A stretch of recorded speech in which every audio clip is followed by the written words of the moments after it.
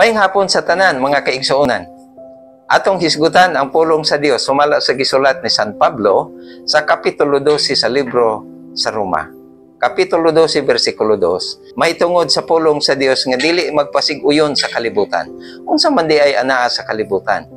Ang anaa sa kalibutan sama sa ginabuhat sa atong mga kaigsuonan nining milabay nga mga adlaw.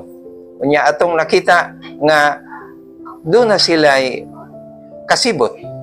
O ingon si San Pablo, kasibot nga wala duyogi sa kahibalo. Sugot ka ba sa gisulti ni San Pablo nga kasibot nga wala duyogi sa kahibalo?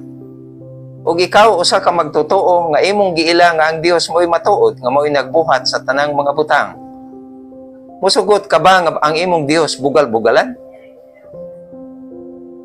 Di ba bugal-bugal nga ang imong giila nga Dios isulod lang og solderbag? Isulod lang og bakat o kahon? Nga mao man kaanay nagbuhat sa kalibutan?